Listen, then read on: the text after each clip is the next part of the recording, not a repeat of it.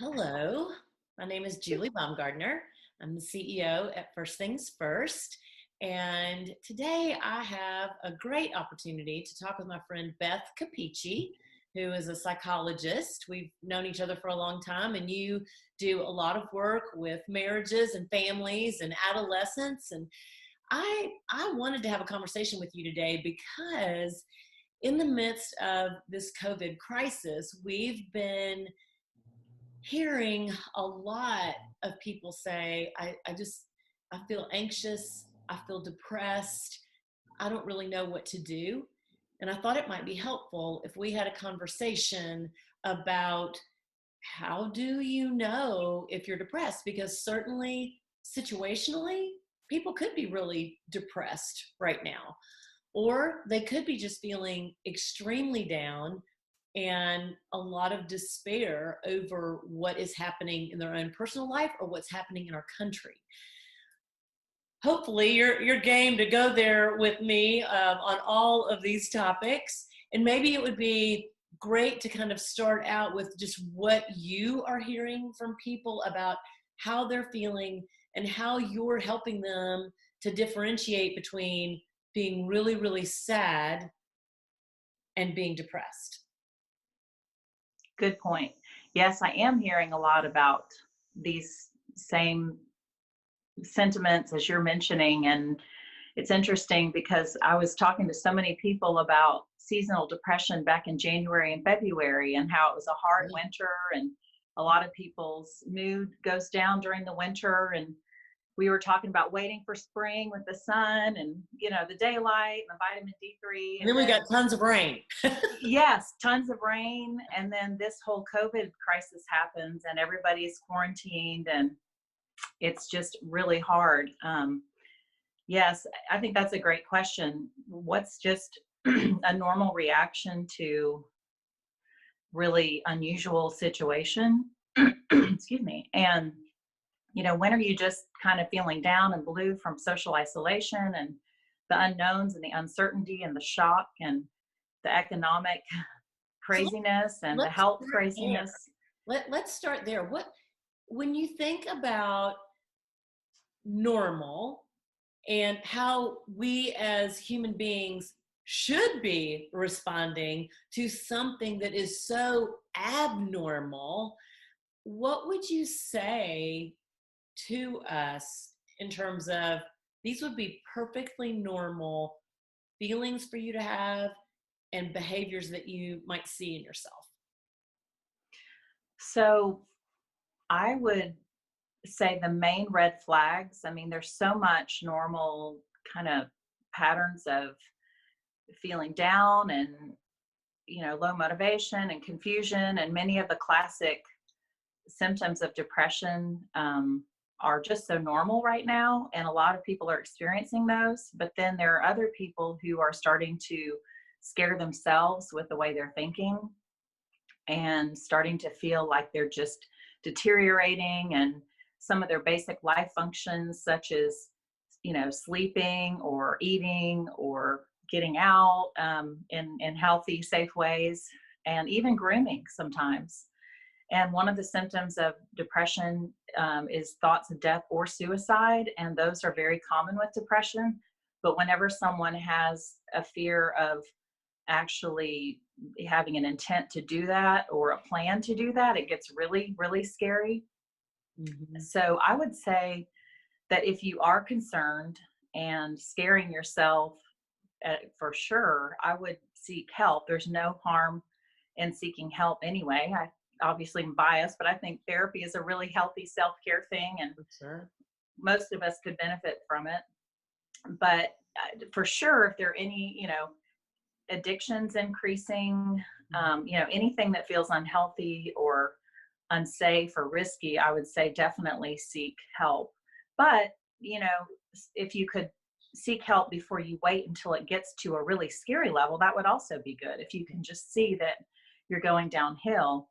And of course, you could try some natural therapy on your own first to make sure that maybe there are some things you could do on your own that actually help you in the meantime. Yeah. So maybe it's helpful for us to kind of draw a little bit of a line or a framework for people, because if everything you just described, I mean, I can think about people saying things like, I just feel like I'm in a fog and it won't clear. I I have a hard time thinking clearly. I have a hard time making decisions. As you said, I have a hard time motivating myself to do anything. And all of that, when you normally can do those things, it is scary. I think there's this whole other group of people who may not be there, but they feel like things are kind of closing in around them. They are struggling to keep their mood up because maybe they have lost their job, or they're just at their wits end because they're trying to do a job and parent and help their children with schoolwork and keep up with what's happening around the house. I mean, it's overwhelming. Exactly. You start thinking about it. So maybe we talk about, if let's say you're feeling overwhelmed and you're anxious, but you're not as far over as what you described a minute ago, that really could be heading towards or being full on depression. What would you say to those people in terms of things that you can actively do in your control to help you navigate through this time? So I think the basic self-care and general health guidelines given, excuse me, by doctors, just psychologists, just any kind of holistic approach to life. And some of those are really hard. A lot of people have lost their memberships, obviously, to their exercise gyms and yoga studios. And I mean, not lost the memberships, but they can't go there. And Yeah. they're having to be creative. Parks are closing, and hopefully some of those are going to open up. Right. But I feel like, all the reaching out, touching, well, I'm laughing saying that. I've been thinking about that AT&T commercial from the 80s, reach out and touch someone. I keep singing that, and it's funny, but reaching out and checking on someone and talking to other people, that's one of the strangest but best benefits of this whole situation, is we're all going through it together. Yeah. Yeah. Worldwide, universally. I mean, that's one of the silver linings is, so many people feel isolated and alone when they're going through depression, and other people don't understand depression and losses that are unique to them, whether that be a death of someone or cancer. It's unique to them. And of course, people are having different experiences with this in some senses, because some have lost jobs, others haven't. Yeah. Some have lost loved ones and others haven't, or actually gotten COVID. Yeah. But when you think about the fact that this is a worldwide situation and we are all feeling the unknowns and the fear and facing mortality. And so I think a combination of, it's weird to say we're socially isolated, and we are, but yet in a strange way, we don't have to be, because we can all relate to this. Well, face to face, like there really is something different about talking to you face to face and having a conversation with you over the phone. And I mean, it would be even better if we were alive and in person having the conversation. But even just being able to do this makes a difference. And you talked about being able to get outside and the seasonal affective disorder.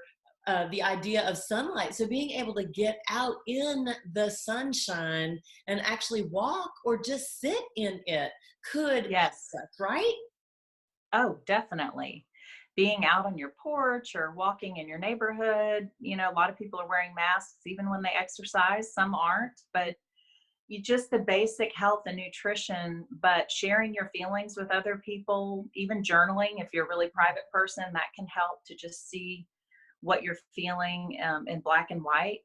Yeah. But reaching out to people that are, family members, elderly friends, elderly neighbors, even telling friends or neighbors to come out on their porch and say, hey, we're taking a walk. We've run into some neighbors when we're in our backyard, and stood and talked to them for an hour because we never have time to do that. And It's funny. A few weeks ago, I went and bought a whole bunch of smiley face balloons from the Dollar Tree and just kind of scattered them throughout the neighborhood. And I cannot tell you the number of people who said that alone lifted my spirits. I have another friend who found bubble machines huh? online and sent them to some of her friends in neighborhoods with lots of children. And she said the pictures and the videos that she's been getting back from people just saying, this just created fun and it was unexpected.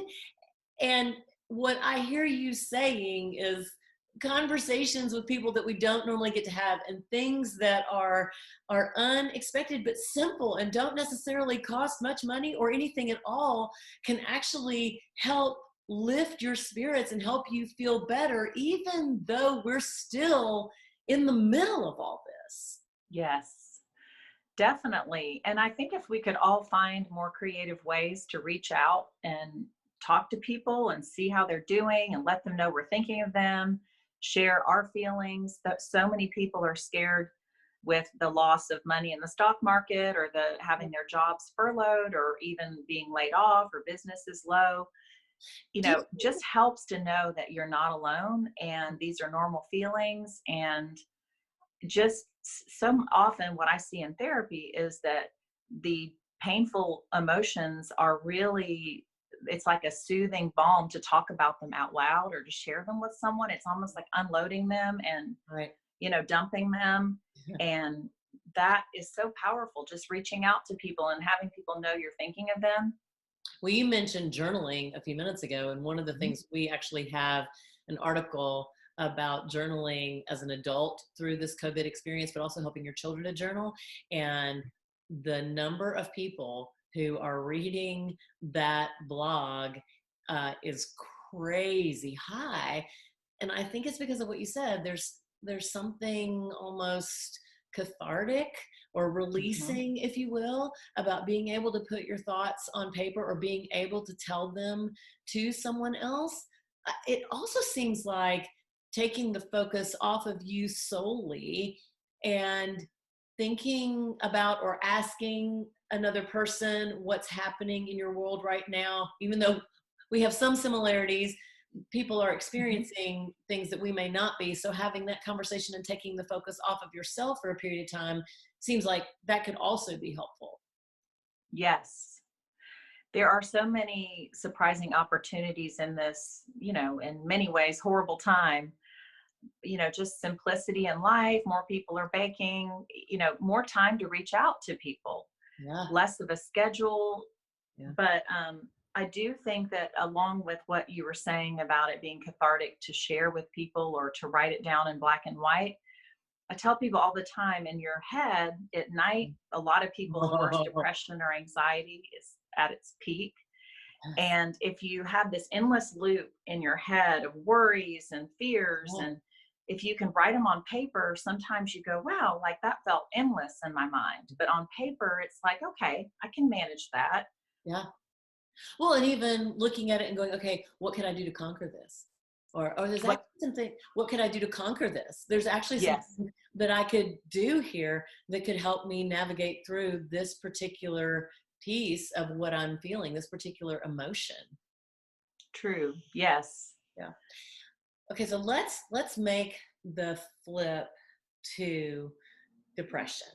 And let's Mhm. say that I'm listening to this conversation and I was checking the boxes. Yes, I feel like I'm in a fog. I am struggling with just getting up and doing the things that I would normally do: take a shower, brush my hair, put on clean clothing. I'm struggling with sleeping, period. I'm either sleeping a ton or I'm not sleeping at all. Or eating wise, I'm just indulging like crazy. Someone talked about the COVID-19 and Mhm. I'm feeling that excessively. What you said, reach out for help. Let's talk about, how do I do that? If I really think I'm scaring myself, and I think I need to do something about that. Or you have a loved one that is scaring you. What do Mhm. you do next? It's definitely a bit harder with a loved one, unless they're a dependent, that can be hard motivating them. But as far as finding a counselor, so many people are doing telesessions now. And if people are afraid to get out, and obviously we've been all advised to stay at home, most therapists that I know, including myself, are doing the majority of, sessions over, Zoom or Right. Skype or whatever Yeah. format. But a lot of therapists are still willing to see people in person minimally, if needed. But just asking friends or Googling people online and looking at their reviews, making a call for an initial consult, Yeah. and that there's really no harm and doing an assessment and saying, how do I know when I have a serious problem that needs possibly medical treatment or just definitely needs sessions? And um, so, asking a friend or a medical doctor or pastor or anyone for recommendations, and then, going from there. A I lot always of tell people's people, schedules are actually slower a bit because of the in-person thing, yeah, yeah. um, Yeah, I tell people, don't be afraid to call somebody and just kind of interview them to see if you click, because I do think you got to have chemistry there and feel like this is someone that I can talk to and I can work on developing trust with in order to help me through this time. And I think it's an important point, because when you experience something like this, especially if you're somebody who has never felt like this before, mhm. that situationally, this is very unique, and it wouldn't necessarily be surprising, but it might catch some people off guard that they feel this way. And then they start wondering, wait a second, what's really going on here? But it could just be this situation, and you need help getting through this, and then you're going to carry on. Right. Yeah. I mean, it really is, I was going to say a triple whammy, but I don't even know, a quintuple whammy at once. I mean, when you look at everything going on, the, new awareness of mortality, which I think can be, a blessing in disguise as well, because a lot of people are self-reflecting and really getting back down to the basics and thinking of what really matters and having more time for soul searching. Yeah. But it's also extremely scary and can be very depressing to think about the end of life. And everybody can be vulnerable to this, we're finding. And so that awareness of mortality with being stuck at home, and their environmental issues there, if you Yeah. live in a small apartment like most people in New York do, or Oh, you have a dark room or something where you feel like you're really getting depressed, as if you're in a submarine or a prison cell, that alone can trigger depression. I'm very sensitive to light and surroundings. And so then you look at the economic fallout, the job losses, the unemployment, and the social isolation, and the lack of a daily structure. I mean, a lot of people are trying to find their own new daily structure, but the world has just changed so much and people's schedule, and it's the amount of adjustment stress that we're all under right now is just off the charts. huge. Let's don't pass up the structure piece, because a friend of mine asked this question on Facebook the other day, and I thought it was really great. She said, "How are you creating structure for yourself at home? What are you doing to create some sense of normalcy for yourselves?" And it was very interesting reading through people's comments, because I was like, okay, I have made myself get up at the time I would normally get up and exercise and literally get ready for work and dress for work, so that at the end of the day, I can I can change from my work clothes to my play clothes. And other people said, yeah, and I light a candle and I do this and I do that, but very specific things that they were trying to do in order to give themselves the structure that they would normally have because they go into an office and they do these things. And it seems like that could also be helpful if you feel yourself teetering on just this sadness and overwhelming sense of doom and despair. Yes. I think having goals, little goals, or a sense of purpose or some sort of routine is really good. And we are some of the worst people in the world. I am not a very structured routine person. I do think it helps me, but it's not in my skill set really. I have to fight for it, but Yeah. it does, sometimes I think just a reset button for all of us when we're feeling in a funk and down. And, everyone I know, I certainly have had some weird days of funks and, Mhm. it comes and goes, good days, bad days, just some sort of a reset button. Is that going out and just sitting in the grass and looking at, the trees and the flowers and listening to the sounds and just having a meditative experience, or going for a walk, or going out and just playing in if you have a side yard or something, playing frisbee or soccer, and when we see people doing that, it's very comforting. It kind of reminds me of your balloons and the bubbles. Like, people are just, they need something lighthearted Yeah. to give them a sense of joy and hope, and everything's still okay in a way in the world. We were out eating on our porch the other night, and we had my father over, and we were being very careful with him because he's in his 70s.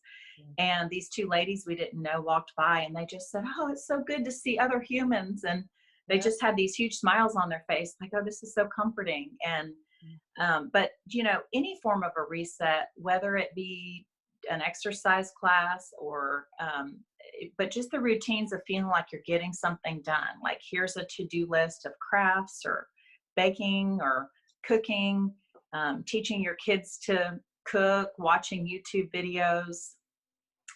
And we found that our kids really liked the structure, especially when they were on spring break last week. They actually kind of wanted to know what to expect a little bit, Yeah. and it helped them. And they were even surprisingly receptive to some of the chores we gave them to do. So I do think some routine and consistency is extremely helpful during this time. You've made me think about two things. One, um, being very aware of what you're allowing yourself to read and to watch, because if you're already feeling kind of down and not great, a level of intensity of sadness or just extreme uh, Mm-hmm. drama probably isn't the best thing for you to be focused on, because it drains you. I mean, your brain Mm-hmm. doesn't know that that's fake. It thinks it's real. Yes. That's a great point. Everybody is different, and some people sort of find it interesting and stimulating, and the drama and the fear, and and others are really traumatized by that and can lose sleep over it or become really OCD or panicky. And so knowing yourself and beating to your own drummer, so to speak, and just saying, "Hey, my husband may like to watch the news and I don't," Right. Yeah. It has an impact on you, and knowing that.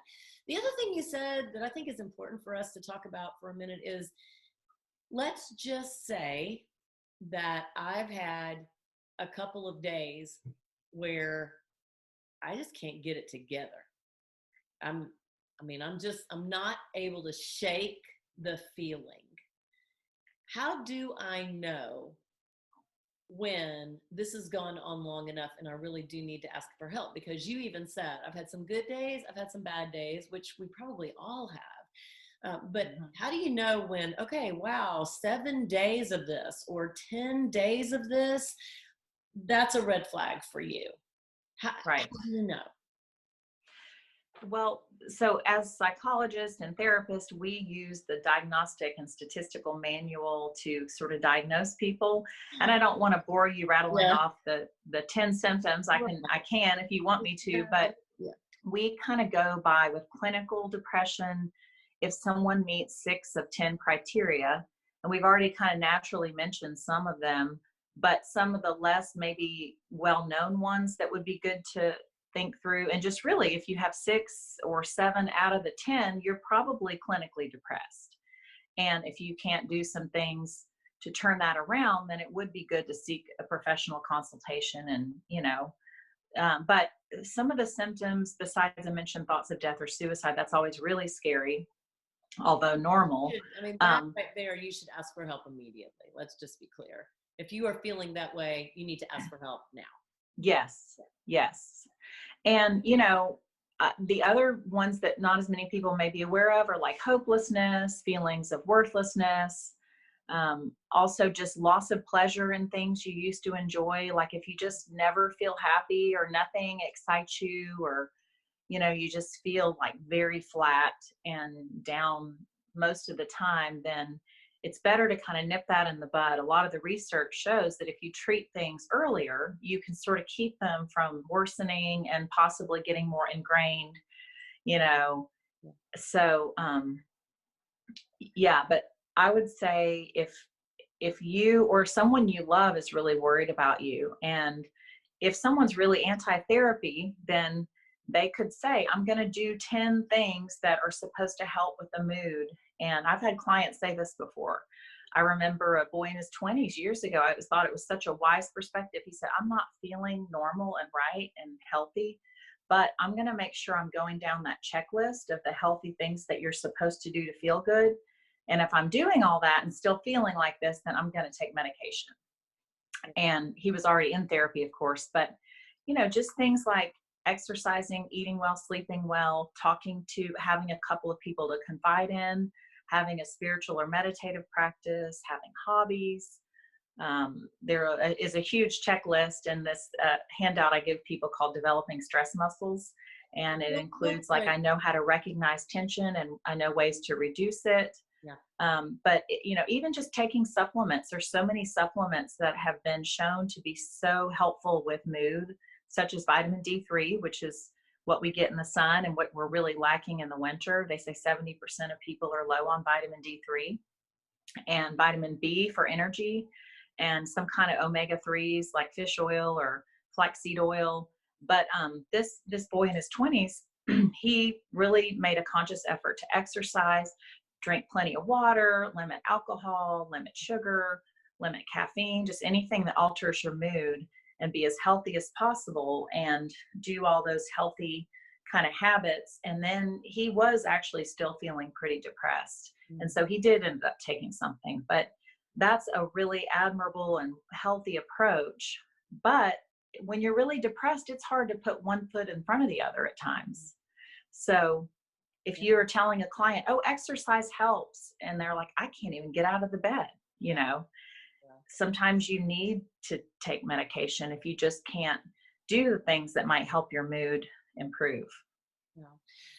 Bottom line, I think what you're saying is you really do need to be self-aware, and it's very helpful if the people you love understand what's happening with you. Maybe you're not feeling great, and they can be supportive of you, and you can be somewhat accountable to them in terms of the kinds of things that you're doing to seek to be healthy. But probably the thing that we don't want people to miss is that there is nothing wrong with asking for help. And by asking for help, you can take some steps to actually do something different that can help you get past how you're feeling today. And that is so significant for this moment in time, that we will get to the other side of this, and it's just going to take some time. True. And I think that many of the people who feel weak about counseling or embarrassed about counseling, and oh, that's for people who can't deal with their own problems, I actually just totally disagree with that, because to me, it's one of the bravest things any of us can do is to face our issues.